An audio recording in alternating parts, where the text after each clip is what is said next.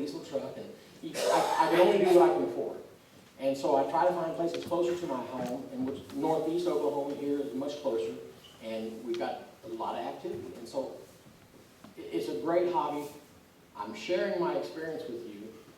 I'm telling you, you can believe me. I'm a firefighter, well, retired now. It's not in my nature to make up stuff and to try to hoodwink. This really happened. And I say that at my own jeopardy because, I had a career and I did not shy away from telling everybody at the fire department. I said, this happened.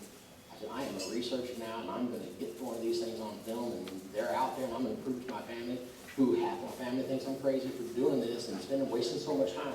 But as you'll notice from these researchers around here, once something like this happens in your life, you're hooked. I mean, it grabs a hold of you because where can you get answers for this? You have to find them out yourself, and you have to talk to other like-minded people who have shared these experiences because it's almost therapeutic. You need to talk about this. It's that traumatic that you really need to talk about it. Because if you keep it balled up inside, it'll bug you. It will bug you.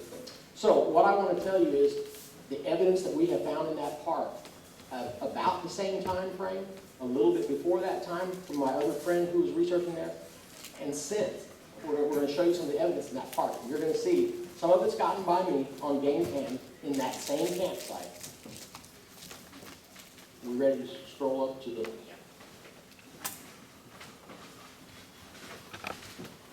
This is all evidence. Are you going to show the overview of the park? Okay, yeah, I wasn't.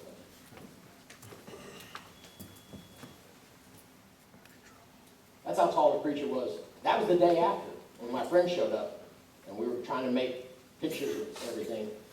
This is the park, and you can see where the stamp is up there at A. Where is that stamp? That's not... Okay, that's just... Okay. Well, okay, put the cursor right there above Veterans Lake. Yeah, somewhere in there is Rock Creek, and the creek and Veterans Lake. But the creek, that Rock Creek, actually runs all the way back to that Lake Arbuckle. The creek that I was on does not run into Veterans Lake. Even though I was close to Veterans Lake, the creek that they came in on was off of Arbuckle on Rock Creek. And I've also found a footprint over on Guy Sandy Creek, which is off that cove there.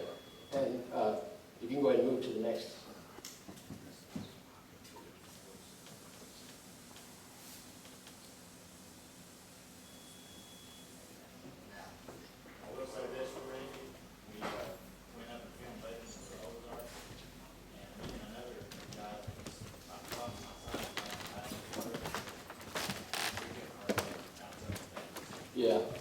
I put some heavy guys on the back of my truck to see if I could get the same amount of squatting to get an estimate on the weight of this thing.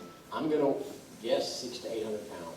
And that's probably a very light guess because when you're talking something 8.5 foot tall with that kind of muscle mass, he could have very easily been 1,000. I don't know. I'm just guessing. I'm not good at weight. I just know that how much my truck squatted.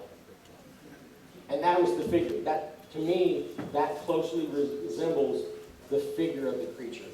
Because of the space under his arm where I saw his latissimus muscle in a very broad V shape going from the armpit down to his waist. And I saw that muscle specifically because it was, I was looking up at a 30-degree angle from my mirror and that's where the muscles were. And then a big hairy coconut-looking shoulder with the moonlight coming from the shoulder. There was a full moon that night. It was very bright. You could have easily just walked through these woods without a flashlight. But it was also windy. The wind was blowing pretty heavy. I had my parabolics, and I would hear wind blow. So I don't know if the wind helped me that night by them not being able to maybe hear very well. Oh, I didn't tell them about me pulling off the seat top. I was afraid they could feel my heartbeat. The most terrifying part when I was describing that earlier, and I rolled over onto the seat, my heart was beating so hard. I mean, I could see my shirt going, and I was like this. And I'm thinking, I just stopped looking at him and he was touching my truck racks. I'm like, I know he can feel my heartbeat through the metal. I just knew that. And so I actually pulled myself forward so my back wasn't touching the seat because I didn't want him to feel my heartbeat. It really makes the door not being locked and make a difference. Yeah. The only good thing is his hands were so big he may not have been able to get into my doorknob. But anyway, so that's basically what he looked like. And later, when I was looking down the creek to check out the crossing, I found this 3 foot from the water on my side of the creek. It almost looks like a big toe and a series of smaller toes where something had stepped out of the water and just jammed its toe into the bank to step out of the up the bank. Isn't that interesting? Now, this is a picture from the gentleman I was telling you about earlier that I spoke with. His name is Charles Hallmark. I was at the fire department and I was looking up Charles Hallmark's information because I knew this was a gentleman who had a website talking about that particular park and his own encounters and research there. And I said, I've got to talk to this guy. I've got to tell him what happened to me that night. So I called him on the phone and I talked to him, and he was a super nice gentleman. So he was so nice. He said that he had not been well. He said it for the past year or so. He lost a lot of weight. He was sick. And eventually, just months later, he passed away. I was so happy to be able to have this conversation with him. I told him what happened to me that night. And I never even mentioned to him about the alcohols, because there's so much that encompassed what happened to me that night. Sometimes I leave some of it out when I'm trying to tell somebody the story. So I'm talking with Dr. Hallmark, and he was telling me about his research in the park. And he said that 2 years prior to me being there, he was actively baiting the trash cans in the closed-off portion of the park in the wintertime. That's when I was there. 2 years later, they're still going through the park looking for those baits. And he told me about those experiments. He said, I've learned what they like, what they don't like. He told me instances where he would roll up, he would go to Sonic and McDonald's and buy several different types of foods and hash browns and things like that, and he would put them in these trash cans, put the lid on, put the cinder block on. And he said, I'd come back the next day and walk into the trash can, he said, I'd be like, oh, nothing got in it last night. He'd go over, pull the cinder block off, pop the lid, pull the bag out that was rolled up, and when he pulled the bag up, he noticed that it was lighter. He'd unroll it and look in and find out that one food item was taken, and it was rolled back up and put exactly back together the way it was. It's like they really wanted the food, but they just didn't want you to know that they were there. So they tried to put it back the best way they can. Maybe you won't notice one hamburger's missing or something like that. But it's just interesting. It's just interesting. Well, he got into where he was trying to get fingerprints, and he had a lot of fingerprints. Some of them were actually palm prints of his own, but that may or may not be a mistake. Some people say, oh, he was hoaxing. From my conversation with him, he was very sincere, and he was a gentleman to me on the phone. I'm going to believe what he said.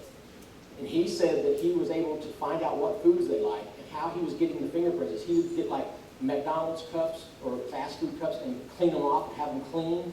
And he would set them in the bottom of the trash can, and he would put Fig Newtons inside. He said they love Fig Newtons. And since then, I've baited Fig Newtons on the top of the apex curve on the landing post, and they'd be gone the next day. So the raccoons can't climb those metal posts. Anyway, so that's beside the point. What he would do is put Fig Newtons in the cups, knowing that that's what they wanted the most, and he would put the microwave popcorn bags, buttery bags on top. He said they would have to move that to get the butter on their fingers. And then when they grabbed the cup, they would leave nice fingerprints for it. Wasn't that brilliant? It was brilliant. And so he had see how big that fingerprint is compared to our fingerprint? And there he is. Just a gentleman's gentleman, if you ask me. And I spoke with him for an extended period of time. He was very open. He said the different clans around there seem to have different vocalizations. And you know what he said about the ones that frequent the park? He said they hoot like owls. At that point, I was like, dude, I didn't even tell you. He hooted like an owl 18 times behind my truck. You know, so as soon as you hear something that is corroborated by somebody else, you get really excited. So that's an overview of my relationship with Dr. Charles Hallmark before he passed away. I've since visited with his wife. She lives not too far from the park. I spent some time at her home. They even have activity at their house. They're surrounded by woods and other farms. There's lots of land, and it's not too far away from the park. She said recently she had a leaky water faucet out in her yard, and she found a young one's footprints in the mud where they'd been playing with water that was dripping out of that leaky faucet. So, and that's right along the wood line that goes all the way back to the park. So these animals interact with people, you just don't know it if you're not paying attention.